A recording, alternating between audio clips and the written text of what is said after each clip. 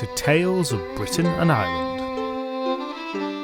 This is a podcast telling the stories, legends and folktales of Britain and Ireland in no particular order. Presented by Graham and coming direct from South Yorkshire, each episode tells a story or selection of stories from all across these islands and throughout their history, followed by a short and decidedly inexpert discussion of the origin and themes of each tale. Hello everybody and welcome back. Firstly, I said at the end of last episode we were going to have an Irish fairy lore episode this time, but for one reason or another I've put that off to the next episode. Apologies for that, but it is still coming. But instead there are a couple of stories around the theme of Scottish water horses in general, and I don't intend to keep you waiting, so let's launch straight into it with a little introductory piece that may come up again later, possibly, all about cattle rearing on an island in Each-Uisge.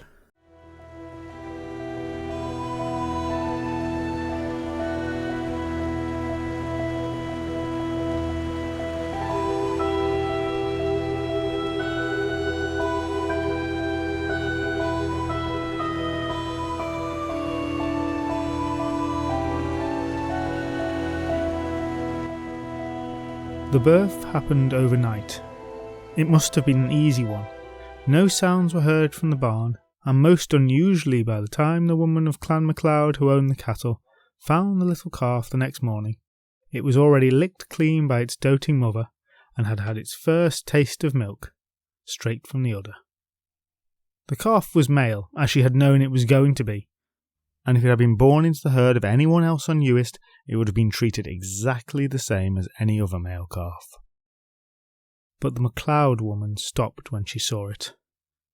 It is well known that the MacLeods have a long association with the fairies, so much so that fairy blood was whispered to run in their veins, and the genes of their otherworldly ancestors expressed themselves in all kinds of peculiar ways throughout the MacLeod lineage. So when the woman set eyes on the newborn calf, she saw the similarity between it and herself. Something stirred deep within an ancient part of her inherited soul, and she knew that this calf was not like the others. She reasoned correctly that its mother must have strayed too close to the loch by which it grazed, and there met a very special type of bull. The day of its birth, the MacLeod woman ordered the construction of a sizable earthen house, the dimensions of which would make it the largest of such upon the island. Well, a project like that was most unusual, and it came at no small expense, with many having to be pulled away from their other tasks to construct it, as she insisted it must be completed as soon as possible. But she was prepared to pay for it. She had savings, not for this exact eventuality, but for some such eventuality. And well, this opportunity, for her community, she was willing to spend on them all. Even if the other people couldn't immediately appreciate the gift she was giving them, in time, she hoped that they would.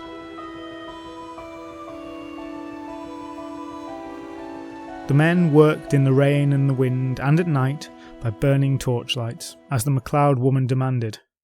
Her monies alone might not have been enough to encourage such loyalty, but the intensity and the seriousness about her when speaking of the project's importance compelled them to continue. After a few days, which the MacLeod woman reckoned was soon enough, the strange work was complete, the workmen paid, dispersed, and all her money was gone.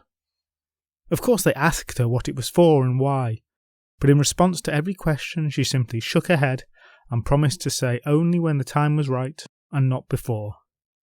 And they watched as she removed the newborn calf from her other cattle, led it into the earthen house and left it there. Not to die, you understand, for she attended to it daily, almost fastidiously, feeding it with the milk of 7 of the finest cows in her herd, and she fed it that milk long past the time it should have been weaned. In fact, all the milk of her 7 best cows for years went on feeding the growing calf.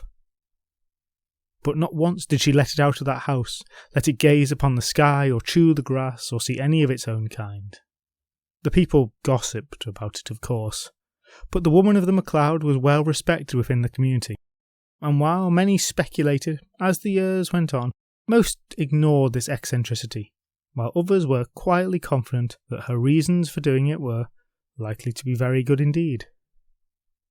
The earthen house was very large, and over the years within its walls, the fey-touched MacLeod bull grew and grew.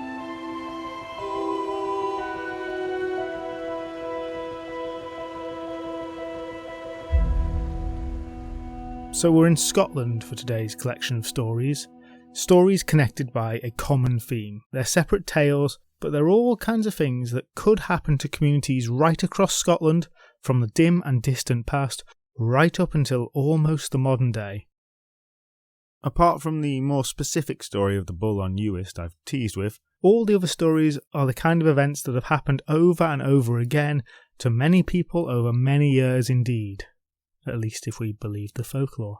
For in the wilds of Scotland, there are many supernatural creatures haunting the lonely places, and many lonely places for them to haunt.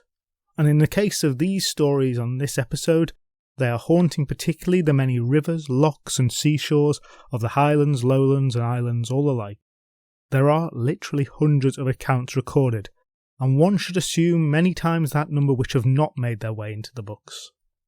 The form of these is less stories than first-hand tellings of encounters between the small human communities and those things that inhabit the wetter parts of the wilderness. Rather than discuss the theme in length, I'm going to launch into these vignettes of encounters with the supernatural relatively cold, and hopefully you'll soon get the measure of the multifarious nature of the Each-Uisge through these accounts. But before you do, just a little bit of taxonomy here, which I know might not be everybody's jam, but I'm just aware that many of you might already be familiar with the creatures known as the Kelpie and the Eich-Uisge. And you might know them as two separate creatures, because several internet sites and indeed many relatively reputable books try to make a clean separation between the two, stating that the two different creatures have some different attributes or powers, and most often repeating the claim that Kelpies live in rivers and the Eich-Uisge in lochs and seas. But this division just isn't borne out by the folkloric accounts of these creatures. Now, there are certainly differences in the nature of the beasts between stories. As I said, the creature has a multifaceted, fluctuating nature. But these variances don't correspond to one creature or the other neatly. Sometimes these beings are called Kelpies, and sometimes they're called Eich-Uisge, but those are interchangeable terms. And throughout this episode I'm going to be using them as such, basically at my own whim. So, that housekeeping over, let's turn our narrative telescope away from Eich-Uisge, slightly northwards, and an indeterminate amount of years away, in either direction.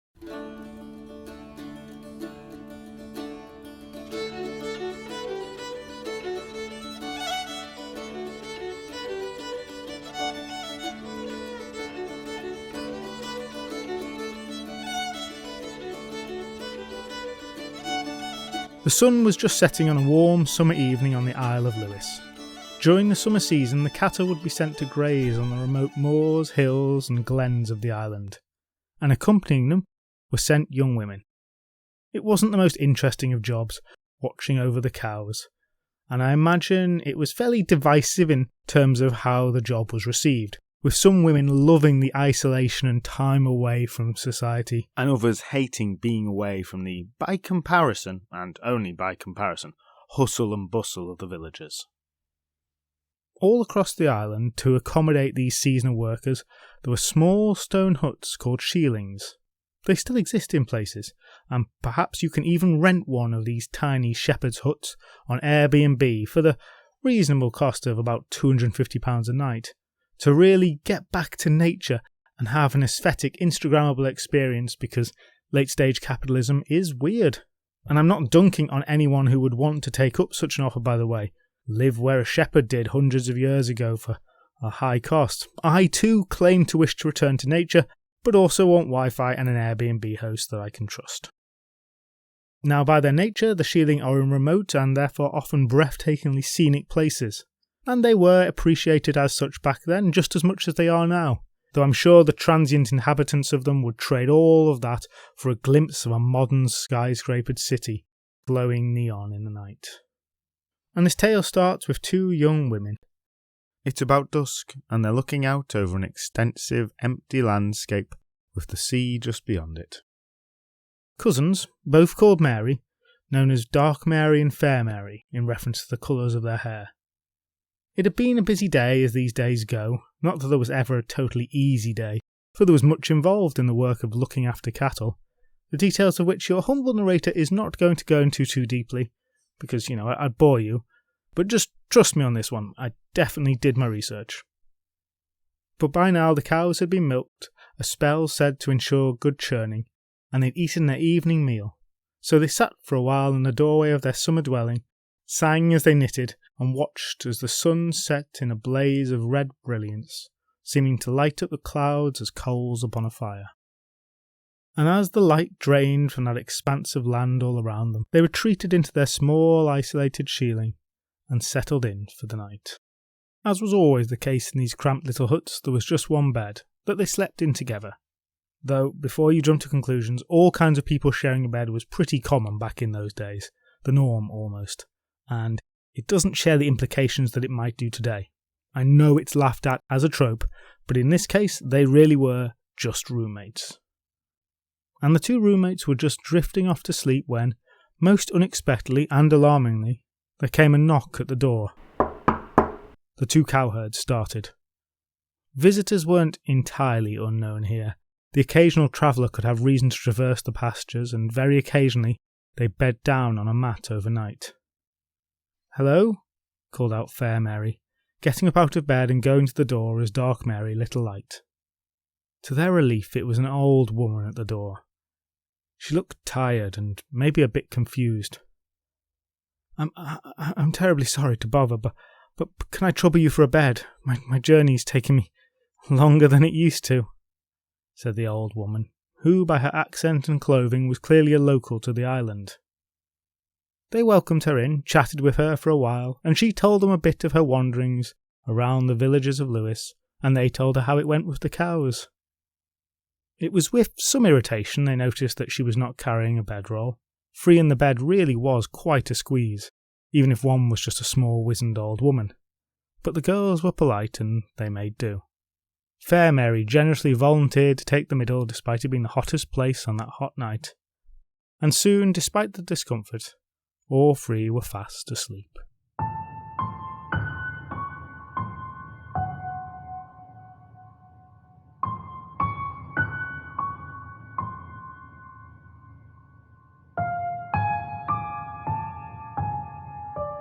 It was not yet dawn when Dark Mary awoke. She was surprised, not clear exactly what it was that had disturbed her sleep. Facing the wall, she stared into the darkness, when she felt something wet dripping on the back of her neck. And then there was a low noise. She was out of the bed like a shot and turned round. In the gloom of that tiny hut, she could just make out shapes. The shape of something that still had the body of the old woman, crouched on the bed. The shape of its elongated jaw clamped around the bloody neck of the shape of Fair Mary's lifeless corpse. A corpse from which chunks had already been torn from body and face. The creature looked up leisurely from its kill, huge lips curling over blood-splattered teeth at the end of its long, equine snout. And it seemed to smile as it chewed on some fleshy lump of what had been Fair Mary. Dark Mary stared in horror at this gory tableau, yet took in the eyes which seemed to sparkle, eyes, one on each side of that horse's head, that yet were still the eyes of a friendly but confused old woman. The elongated arms that held chunks of oozing, bloodied flesh were still some mockery of an elderly human's. Shock and cold terror froze Dark Mary, but just for an instant. And then instinct took over and she fled, smashing open the doorway and running barefoot into the night. The very first rays of dawn were just coming over the horizon as Mary tore away from the shieling, not feeling the rocks which cut into her bare feet, her poor cousin's blood dripping slick down her back.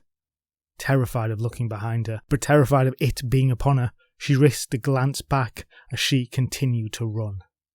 It stood in the doorway of their little hut, a strange warped figure with its oversized head, looking ridiculous if it wasn't so deeply terrifying. And the whole creature was growing and warping.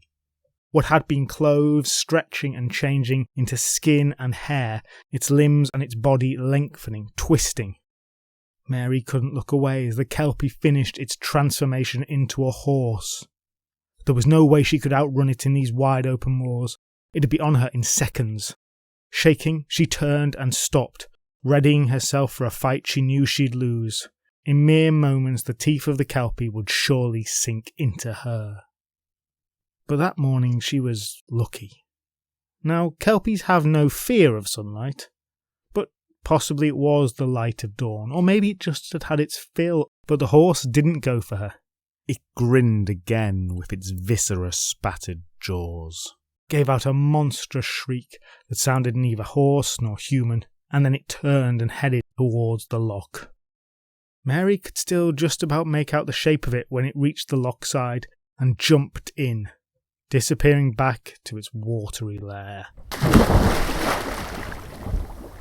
When she was completely sure it wasn't about to emerge again, she finally collapsed, shrieking and sobbing as the summer sun rose behind her.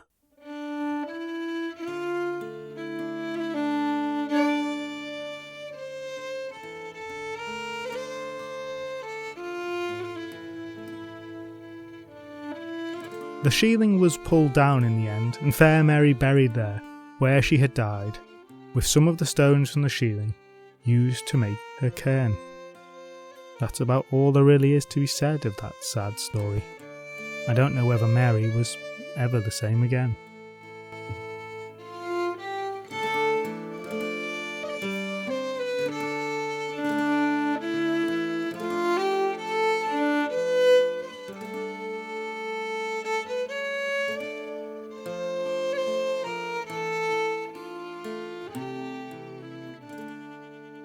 And our story camera shifts again, travelling eastward across the water from Lewis to the rugged county of Sutherland, all hills and lochs and sparse populations, then as now.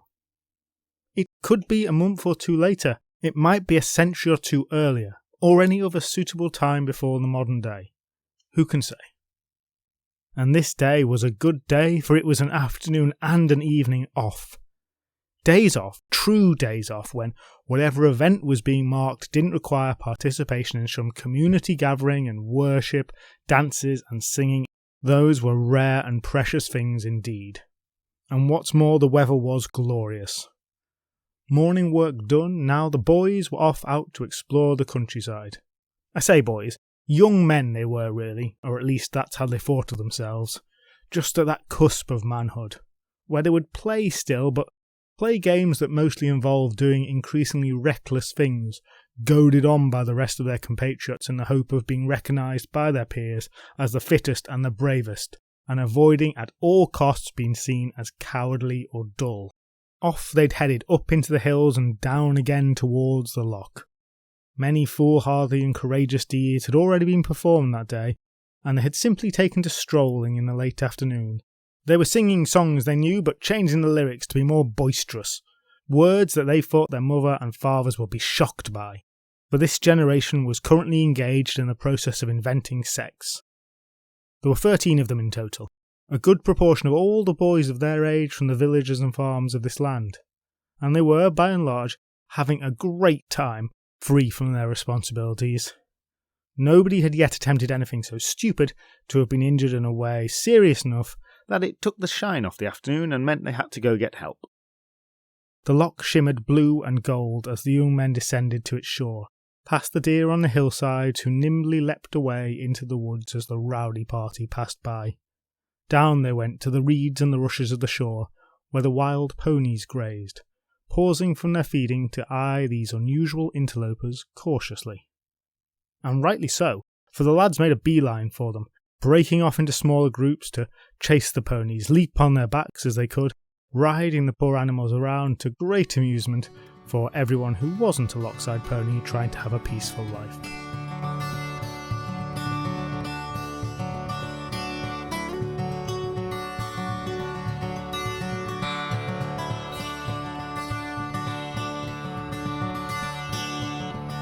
"Whoa, look at this!" shouted over the eldest of the young men suddenly, in a voice that demanded attention. and the others turned to see him throw himself astride a horse a great deal bigger than the rest, a horse whose coat was the colour of hay in evening light, a shimmering gold. The horse barely seemed to register the imposition of its rider, and kept its head down, tearing up the thick green grass and chewing. The other lads leapt off their own ponies and wandered over. "That is a beaut of a horse. This must belong to somebody, surely." For such a noble and well-kept-looking animal was not to be found roaming the wilds. But there was no bridle or shoes. A second lad leapt on behind the first, and now the horse seemed to take more notice, raising its head and regarding the excitable lads who were now swarming towards it. Up swung a third and a fourth, as the horse started a gentle trot towards the other boys, stopping and stooping obligingly by them. It's not clear what exactly it was that clouded the lad's mind in that instant, so they did not notice it strange as a fifth swung up enthusiastically, and then a sixth, each lad only fitting because the length of the creature's back was extending inch by inch to accommodate every new rider. It might have been simple high spirits and excitement, doubting in some of their minds but not wanting to spoil the fun.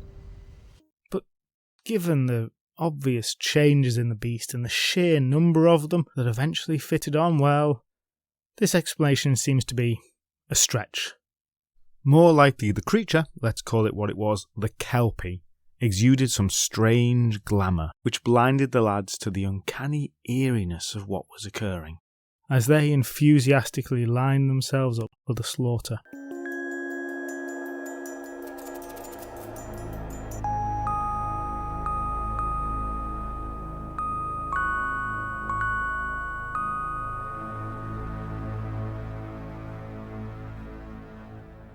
All but one of the lads was now on the back of the horse.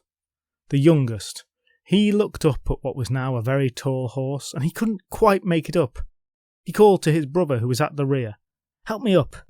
And as he did so, he placed just a finger on the sleek golden pile of the horse. It sunk in. His elder brother reached down to give him a hand up, and to take his hand, the younger pulled his finger away from the horse. Except this didn't happen.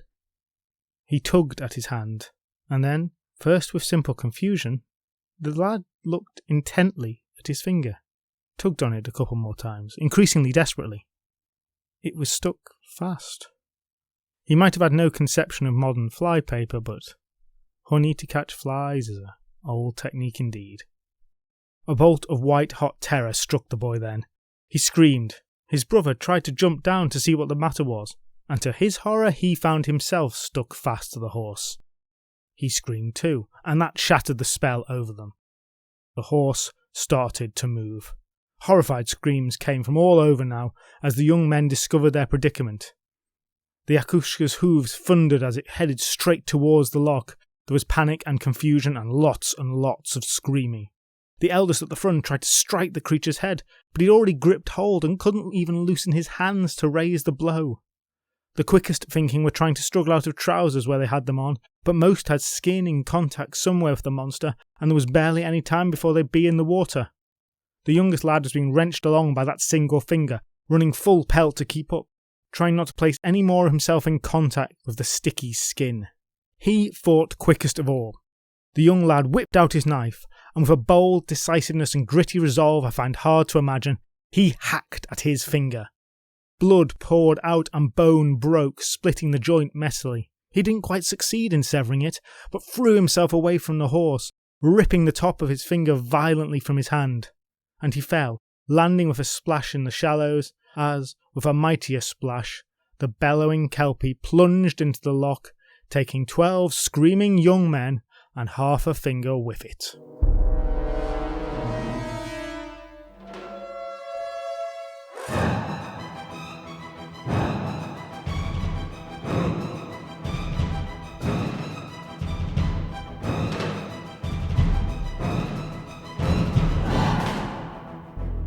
Ripples spread out from the point they'd gone in, and faded. There was an eerie stillness to the loch, contrasted to the sounds of terror. The only noise was the gentle lapping of the waves against the shore, the pained panting of the surviving boy. and the busy hum of the bees.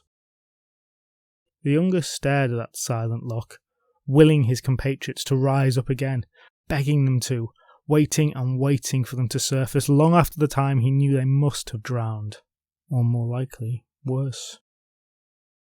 Eventually, he went for help. That evening, as the sun was setting, a group from the village came, with torches and swords and charms worn round necks and stuffed into pockets. There were bits of clothing floating in the waters of the loch, caps and shirts, all torn up. At the water's edge, one man made a grisly find. A human liver, another here. Not all 12, for surely the horse had not finished feasting yet. Of the rest of the bodies there was no sign.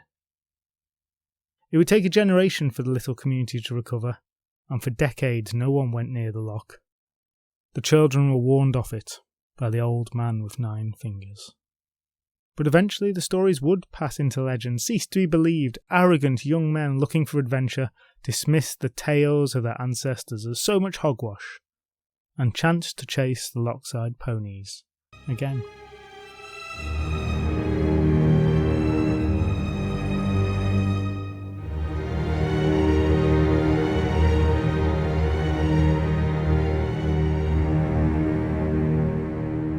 By this point of the episode, I hope you're getting a bit of a feel for the nature of these creatures. Maybe picking up some general vibes, shape-changing, water-dwelling, can transform between horse and human, malevolent, murderous, and merciless. Each-Uisge are some of the most dangerous and violent creatures in all of Scottish folklore, perhaps exceeded only by humanity itself in their propensity for brutal savagery. Amphibious terrors that can strike day or night and who can take many lives with ease. But just in case you've not got the message, another example perhaps.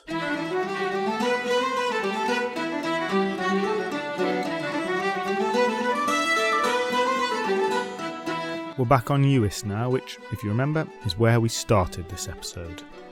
Once again, it's a fine summer's afternoon. I feel I should add in here, Kelpies do attack in poor weather and at winter. It just so happens the tales I've chosen have all fallen on glorious days, and it pleases me to imagine such as I record at this unusually dark end to April. So, a lovely summer day, and we have a story of another cowherd, for a lot of the people on the islands were such at the time, especially those who had reason to stray into the wilds. Anna was her name, and she wasn't tending to her cows that far away from the village that she called home. No overnighting in a remote shieling for her. She was at the loch and multitasking, watching the herd that grazed there while doing her washing in a stream that fed the lake. She had just finished with the task and was sitting resting when she noticed a man approaching her. A fine, handsome young man indeed. Anna found herself smiling at him before she'd consciously decided to do it. His clothes marked him out as a man of a rank not too dissimilar to her own, perhaps even slightly higher, and the unmarried Anna was definitely warming to the man at very first glance, especially as he fully returned her friendly smile.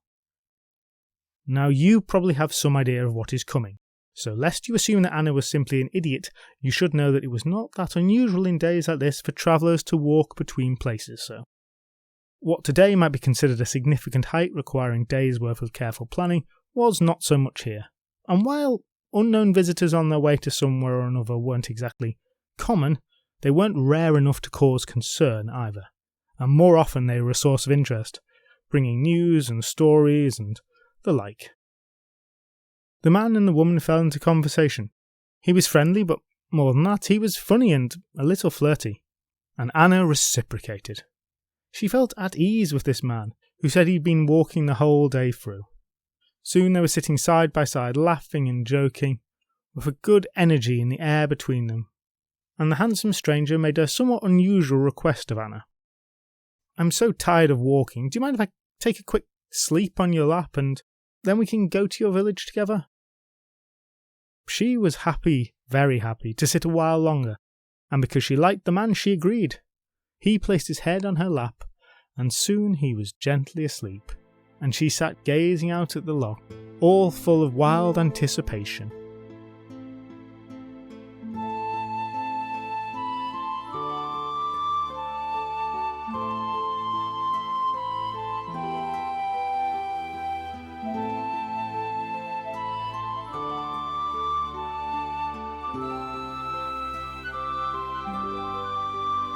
Two asides here. Number one, I'm about 60% sure that I'm not meant to have read into this folktale that the two of them have just shared an intimate moment.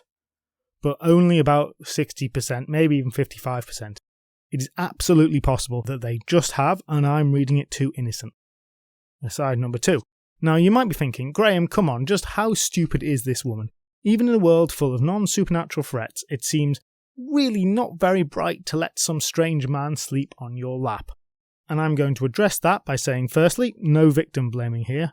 But secondly, do not underestimate the power of the passions. Anna had come of age, to use an awful phrase, maybe at a time when there were no men she found interesting or attractive around her. And here she meets one, and her libidinous energies are overriding a lot of the brain functions that would otherwise be operating here, with her mind firmly railroaded into making sure she does not mess this opportunity up, because it ain't coming again. You might think you know what this is like, but whoever you are listening to this, you've almost certainly got dating apps at the very least. Not necessarily perfect, I agree, but there are options. And even if you've not got that, well, then, you've seen stuff. There's probably your mum's Mills and Boon you can sneak a read of, or the lingerie section of the index catalogue to flick through, or possibly even some kind of fancy electronic versions of those that people might use for their pleasure today. I wouldn't know myself, of course. But she had none of this, not a shred of it. Can you imagine being in a position so deprived of any form of lustful excitement, just what your mind might be capable of doing when you encounter a friendly, good-looking stranger who seems a little bit into you, but not in a threatening way, especially when you haven't just sat through a couple of stories about a shape-shifting water creature who brutally eats people. So that's my response to you listeners, who I suddenly realise I may have alienated by ascribing to you thoughts you likely didn't have, which I then go on to oh so cleverly dismiss, even though I've actually just argued with myself, not you. I'm not sure this is a very effective rhetorical or narrative technique, thought the listener, stupidly. Right, we are getting off of track. And anyway, whatever you think of Anna's decision so far, she is about to redeem herself. Unfortunately, getting back into the story means that she too is going to have to experience that cold, sudden rush of horror, as have all the previous victims, when they've realised.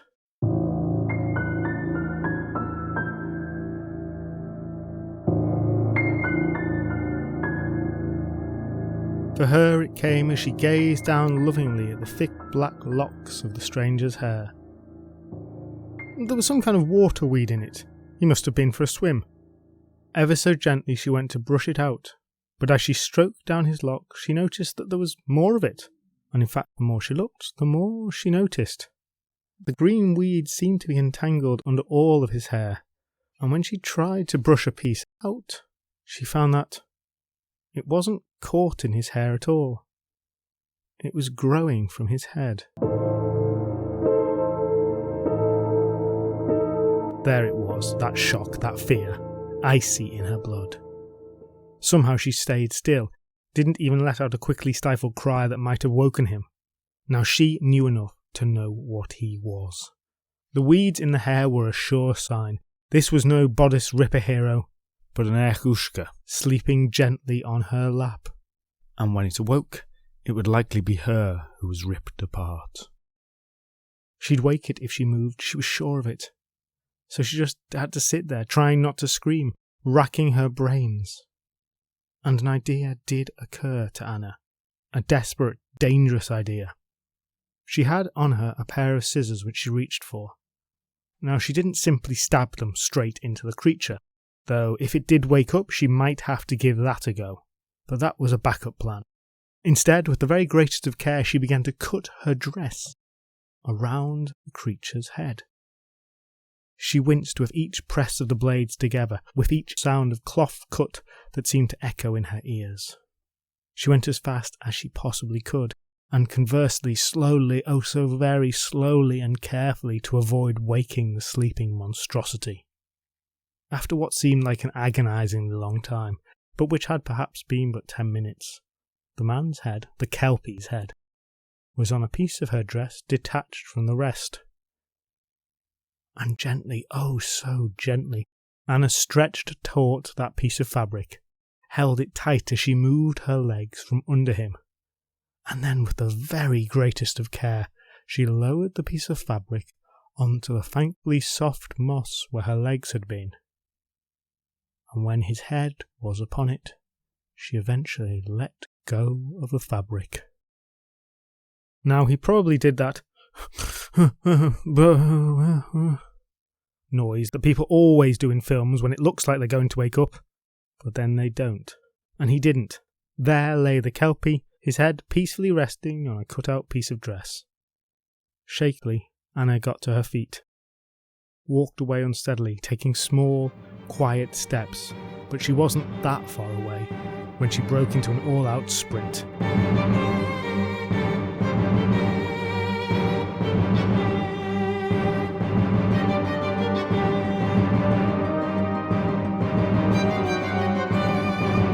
As she approached the village, she was shouting at the top of her lungs, "Kelpie! There's a Kelpie coming! It's coming for me!" From behind her came a bellow, a neigh and a shriek and a roar all mixed into one. It had woken up finally, and it was furious. At her cries, the villagers rushed out of their houses to see Anna pelting towards them in half a dress, and, quite far behind her but gaining fast, was a huge white horse, no pony this, and it was shrieking unnaturally as it galloped.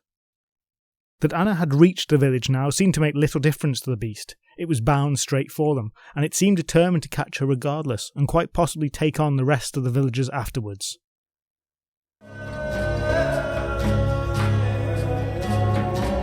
The woman of Clan MacLeod was sitting outside that evening, as she always was. For 7 years the woman of Clan MacLeod had been raising the fairy bull. For 7 years it had lived in the dark alone. For 7 years it had been fed only by the milk of her 7 best cows. For this moment.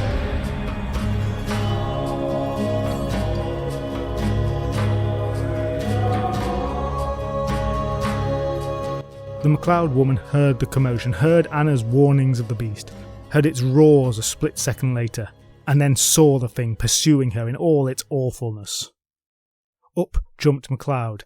She leapt with a sprightliness that belied her age, and in a loud, commanding voice that brooked no disagreement, she shouted out to all the villagers who could hear her, "Release the bull!" People turned to her, and she repeated, "Let loose the bull in the earthen house. Go, do it right away." There was confusion for a moment. Some of the slower people looked to ask questions, but others heeded her meaning immediately, and as the monstrous horse bare down on the village from one direction, in the other ran the villagers, to throw open the doors of the earthen house. The rope that tied the bull was loosened by a brave man, spurred on by the hellish neighing of the Kelpie from outside, and the screams of those fleeing it. The rope fell. The bull was free.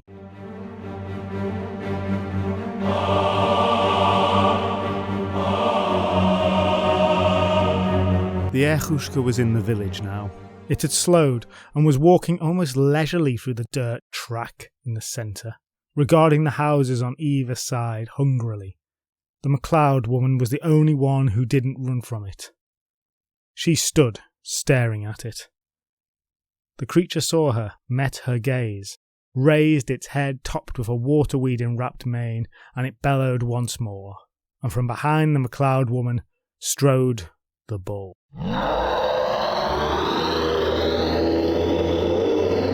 Upon its freedom it had taken a moment or two for it to adjust. All those years of darkness mostly, of not being able to see the world, of not being able to move freely outside of the confines of this house.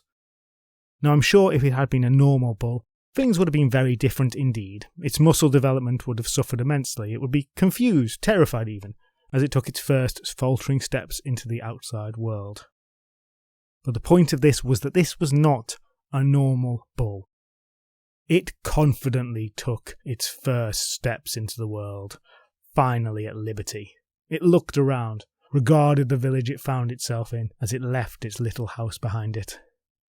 And then it heard the roar of the water horse, and magnetically it was drawn to them.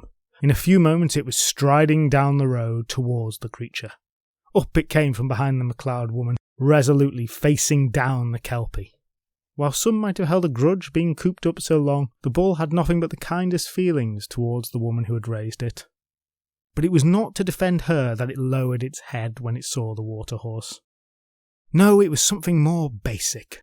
For in that creature it recognised something of itself, but a warped, twisted version of it. And this spark of recognition triggered a deep primal hatred within the bull. It bellowed itself. And likewise, as the Kelpie saw the bull, it found itself overcome by a deep rage, as it recognised the form of the fairy bull, the water bull, the two species foes since time immemorial. Thoughts of feasting on the MacLeod woman or Anna or any of the other villagers disappeared from its mind. It steeled itself for a fight, its form shifting, becoming as muscular as its magic allowed. Its jaws extended, its horse teeth became sharper. The bull roared and charged, and the Kelpie roared and charged right back. The ground shook as the two collided.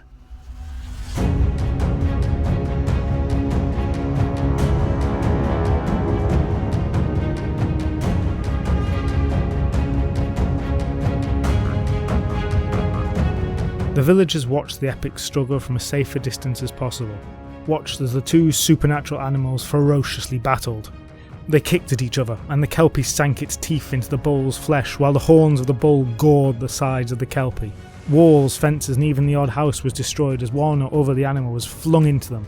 Rivulets of blood ran from the two, and soon the ground under them was thick red with it. Sometimes it seemed like the bull was winning, other times the Kelpie, as each dealt and received injuries that would have killed the regular animal. Back and forth they went, the sounds of the battle rocking land and sea for miles around, as though the pits of hell had opened up on Each-Uisge. But gradually, incrementally, bout after bout, it became clear that the bull was pushing the Kelpie out of the village towards the loch. The Kelpie roared in frustration, and its actions got more panicked, lashing out wildly, and eventually starting to exhaust even its unnatural strength. The monster was picking itself up off the floor after one vicious bout, when the bull, a mess of wounds itself, backed off and gave a mighty charge, hooves thundering and shaking the ground. It hit the Kelpie square on the side, and the impact flung the beast into the loch, and the bull dived in afterwards. The two emerged just once more, out in the middle of the loch, still tearing at each other. And then they finally sank down deep into its depths.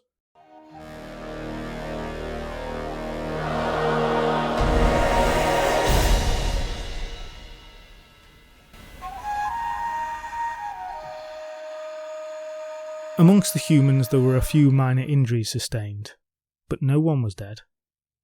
A few days later, after the cleaning up was done, they found the liver of the horse on the loch side, and a little way away, a horn from the bull was washed up. Nothing else was seen of either animal ever again. From that day forth, the MacLeod woman never had to worry for any help. Anna was a lot more cautious around strangers, and that village in Each-Uisge at least was free from the terror of the Kelpie.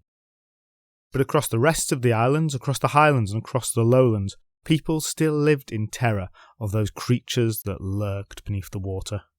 So, if you're in Scotland and near a body of water, be very careful of any horses, any men, any women. Just be very careful in general, really. Watch out for green weed in the hair, and if you want to be really safe, I'd suggest you take a fairy bull along with you.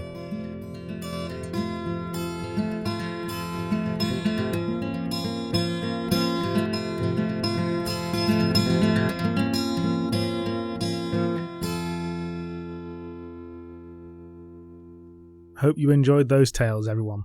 Okay, let's talk Kelpies. I really like the Kelpie as a folkloric creature. Its sheer level of menace makes it a great horror staple, and the stories around it really are dark, vicious, and unrelenting. The story of the fairy bull is particularly wild, and I like that wonderful tale of how to fight one folkloric creature with another, which isn't a motif that crops up that often. It really appeals to me, and I definitely picture the fight as being very cinematic, with kaijus, obviously, Godzilla versus King Ghidorah type battle, with the two creatures throwing each other around the village. It's an interesting narrative for placing the women at the centre as well, and it highlights a motif that has appeared a few times on the podcast, that the only real defence against the supernatural outside of the church is the magic workers within human society, and often indeed the church is useless itself, so you're just left with those people to help you out. And such people really existed within the societies that these tales come from. Anyway, the Kelp is great as a monster. I changed these stories very little and added in very little, certainly compared to how I normally do. So what you've got here really showcases some of the variety of the stories that you have about these creatures. And there are a lot of stories about the Each-Uisge and the Kelpie. These tales crop up in accounts from particularly late 19th century and early 20th century folklore. There are hundreds of versions of these collected. We're not just talking one or two sources like we are for many stories I tell here. This is a very widespread belief right across Scotland, or if not a belief, at least a very widespread set of tales. And though the stories of them mostly come from the 19th century, there is some evidence that the legends of the Eich-Uisge in Scotland are much older than that. We've got references to the word Kelpie going back to at least the 17th century, and lake monsters go back much further than that. It's sometimes claimed that a 6th century account, whereby St. Columba faces down the Loch Ness Monster, yep, that's a thing that happened, shows the Loch Ness Monster as a Kelpie. But it's not a horse in there, so even though there might be a connection between aquatic dangers, I don't actually think that's correct, but it's often said. It is also often contended that the mysterious Pictish beast is a Kelpie. The Pictish beast is a symbol carved by, the Picts, on stones between the 6th and 9th century. It shows a difficult to identify animal that's a bit like a dragon and a bit like a dolphin, and some people say an elephant, but I can't really see that. There's a picture of it on the website if you're interested. I do think it's probably not a Kelpie, but judge for yourself. If it was, that would make it very old indeed.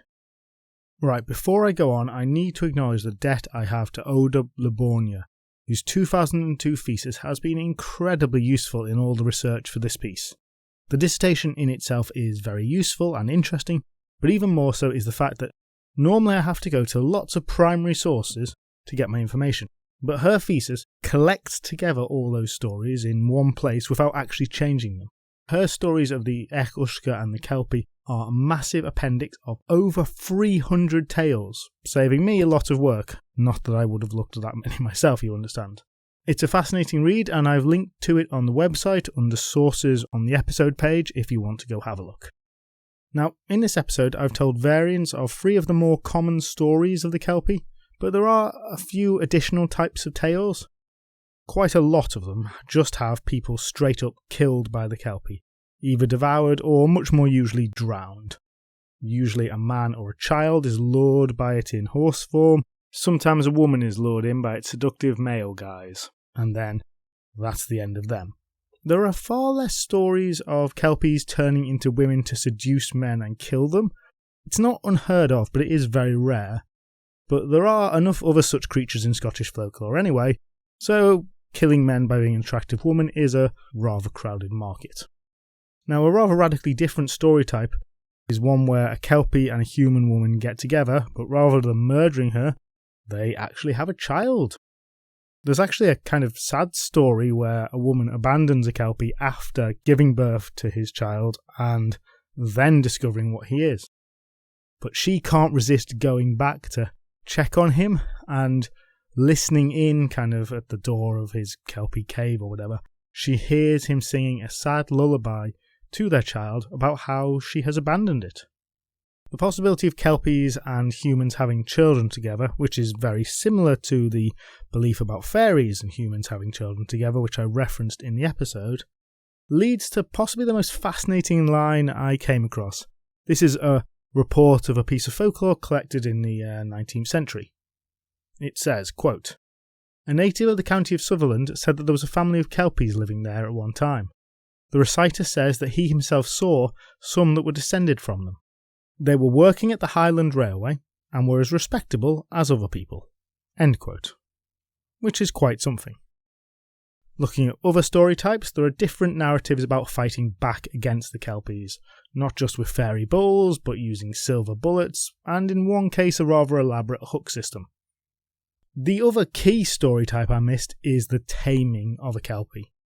This is a version where the Kelpie is held prisoner, usually by means of a magical bridle, and forced to work as a normal farm horse, but with super strength and super speed. Sometimes this works well for the human in question, sometimes the Kelpie escapes, sometimes the Kelpie escapes and then murders the farmer who enslaved it. The kind of range of outcomes you might expect in real life, actually. Now, for reasons I'll come on to discuss, Kelpies are specifically Scottish, but they do tie in to a larger international folklore about water-dwelling creatures that drown people. In Germanic and Scandinavian regions, you've got the Nixie, or many other similar names. These are water-dwelling, usually humanoid creatures that do drowning, often by luring children and adults in by invitations to play and seduction, respectively. Similar to the Kelpie in that respect.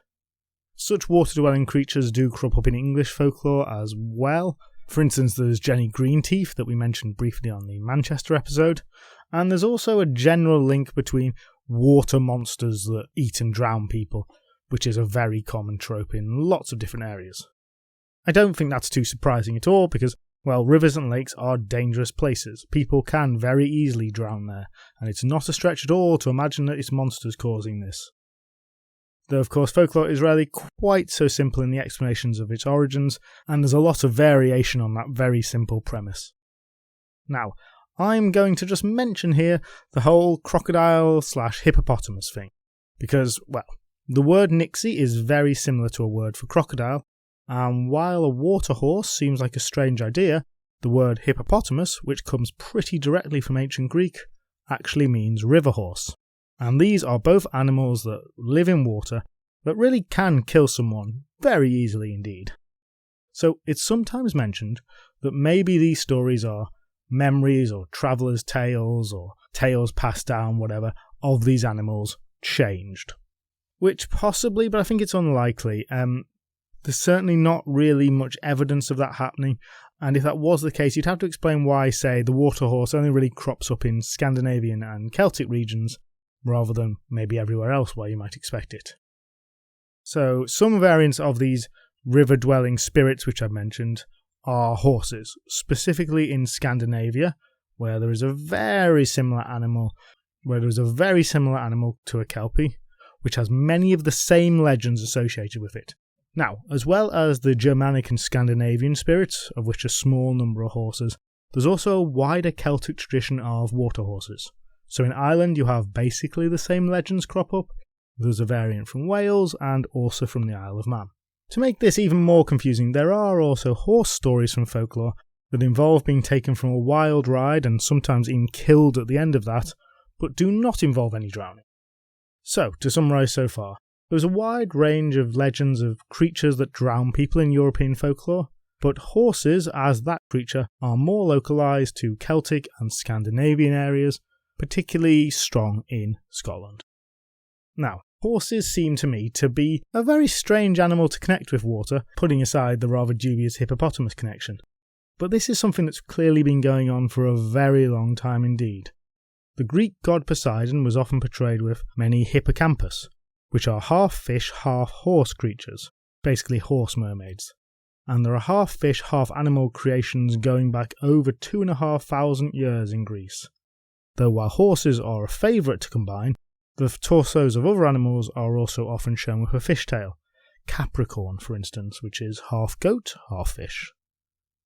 But obviously a Kelpie isn't quite like those distant possible ancestors of it, because it has the shape-shifting aspect. It's a full horse and a full human. It doesn't look very much like a mermaid version of a horse. So I said Kelpies are unique to Scotland, but there are wider stories of water horses. Well, what makes Kelpies unique? The key factor seems to be that in most of the other stories, the horse never transforms into a human. Elsewhere, you only get the ones with the drowning on the horse's back or making it work for you or something like that, where the creature remains as a horse. It's the Scottish variants in particular that has the free elements to it. Aquatic horse, an ability to turn into a human. And so, yes, you then get a whole load of other stories that can exist about this. The seduction, naturally. The turning up to remote shieldings and just murdering people, which is a crazy story, by the way. I mean, that one doesn't even involve drowning. It just disappears off into a lake at the end. All those elements are specific to stories told in Scotland, or, just perhaps, a creature that actually lives in Scotland. And this is where the meaning of the stories can get much more complex.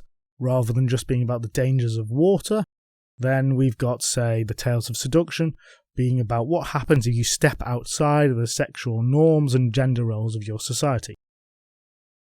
To quote from Borgner on the seduction tale, quote, "Thus the often quite graphic ending of the legend works well as a warning, and the death of the maiden can also be read as the metaphorical social death promised to the real girl who did not conform to the moral codes of her environment." End quote. Which is pretty dark. What this all means is that in the Kelpie you have a very highly developed mythological creature here. What I mean by that is when it comes to Kelpies, you can imagine that the ones that fall genuinely in love with their human wives are still the same creatures that come ashore and murder people. And I think that makes Tales of the Kelpies much deeper, rich in potential for story than many similar kind of beings which are much more one-off. And that might be one reason we've got quite so many legends of them. To extrapolate this a bit further, if you'll permit me a slight indulgence, I got thinking about this and came to the conclusion that taking together all of this means that there's as many aspects to a Kelpie as there are to a werewolf or a vampire.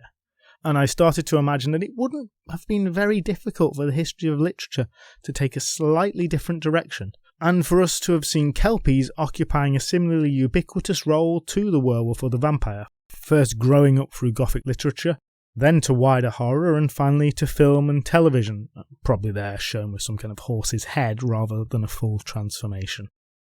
There really is enough stories and potential to rework what already exists, as was done with the folklore of vampires, which weren't such a developed creature as they later became. Let's imagine a Gothic novel about a mysterious Scottish laird or lady who comes to London to experience the modern city. Livers start being found floating to the tops of the Thames. Eventually, of course, the monstrous laird is defeated by a giant fairy rat, bred specially for the purpose in the sewers. There's my pitch for a 19th century Gothic novel anyway. Okay, that's pretty much it for this episode. If you go to the website page, you can see pictures of a fantastic sculpture called the Kelpies. It's two absolutely huge statues. I've also linked there a video of a short horror film based on the Each-Uisge tales. I found this on YouTube just researching this episode, and I really enjoyed it. It's only a few minutes long, but if you start watching, watch to the end. It's damn good. So, some housekeeping. Thank you once again to my patrons. I really appreciate the support you've given me. There are now 6 Patreon members episodes, and another one is coming out in May, featuring The Wild Hunt. And there's an earlier episode available now all about the lochs, which is an even weirder Scottish waterhorse. You can sign up now, and you'll only ever be charged when I do a new Patreon episode, which will be, at most, once a month. Many thanks to Christopher, who has signed up recently. Also, as patrons will know, but others might not, I have recently signed up to TikTok. Okay, so this is a bit of a test case, really. What I'm going to do there is short snippets of what I hope are the interesting bits of stories and legends. It's definitely going to feature some stuff that's already been on the podcast, but also bits that don't fit so well into this format. I have no idea how that's going to go. It's very hard to put my face out to the world, but I'm enjoying the process. If that sounds interesting to you, I'll be putting up a few videos there in the days after uploading this episode. Moving from my usual podcast trick of stretching out 20-minute stories into hour-and-a-half epics to instead compressing them into less than a minute or so is certainly testing my skill set. So, I'll see what happens with that, but if it sounds of interest, then obviously search for Tales of Britain and Ireland on TikTok. Okay, next episode really will be on the many dangerous, capricious, and sometimes even helpful fairies of Ireland.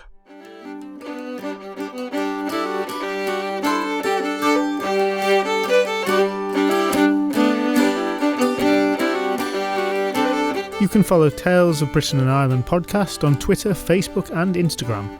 There's also a website, talesofbritainandireland.com, where there's a page for each episode which contains more information including illustrations, asides and recaps, along with other additional bits and pieces to explore. The intro music was written and performed by Alice Nichols, and the outro music by Mitch Keeley and Josh Newman. And you can find all the other musical credits on the episode page on the website. If you enjoyed this podcast, then please do share it with others or give it a review, as those really are the best ways to help us out. You can also join Tales of Britain and Ireland on Patreon to get extra members episodes. Thank you so much for listening, and I hope you'll join me again soon.